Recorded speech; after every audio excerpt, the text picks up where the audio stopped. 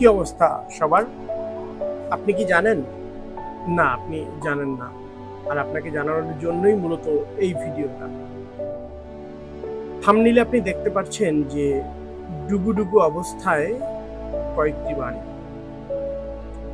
হ্যাঁ দর্শক, এই চিত্র এখন কুড়িগ্রামের প্রায় অধিকাংশ উপজেলায়, যে উপজেলাগুলো নদী অববাহিকায় রয়েছে, তার মধ্যে ব্রহ্মপুত্র নদের পানি বিপদসীমার উপর দিয়ে এখন প্রবাহিত হচ্ছে। আমি যদি আপনাদের পানি উন্নয়ন বোর্ডের সর্বশেষ তথ্য বলি, তাহলে বলবো যে এই নদীর পানি দুপুর 12টার যে তারা তথ্যপত্র দিচ্ছে, সে অনুযায়ী ব্রহ্মপুত্র নদীর পানি এখন বিপদসীমার 33 সেন্টিমিটার উপর দিয়ে প্রবাহিত হচ্ছে। হ্যাঁ, আপনি ঠিকই শুনছেন যে ব্রহ্মপুত্র নদের পানি বিপদসীমার 33 সেন্টিমিটার উপর দিয়ে প্রবাহিত হচ্ছে।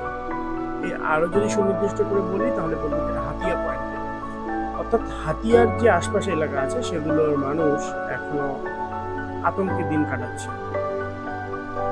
আবহাওয়ার পূর্বাভাস বলছে যে আগামী 72 ঘন্টায় এই পানি বৃদ্ধি অব্যাহত থাকতে পারে। তার মানে বুঝতে পারছেন পরিস্থিতি কতটা ভয়ানক।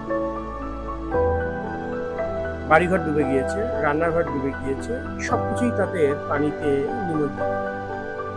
অনেকে এখন আশ্রয় নিয়েছে তাদের নৌকায়, গবাদি পশু। এই অবস্থা চলতেই থাকছে। জেলা প্রশাসন বলছে যে তারা খাবারের সংস্থান যেটি আছে, তারা চাল, তারপর শুকনো খাবার, নগদ টাকা তারা পৌঁছায় দিচ্ছে। কিন্তু মেইন বিষয়টা হচ্ছে যে অধিকাংশ জায়গায় এই খাবারগুলো পৌঁছাচ্ছে। আমি এই ভিডিও করছি তার অন্যতম প্রধান কারণ হচ্ছে আপনাদের কানে এই কথাগুলো পৌঁছানোর জন্য।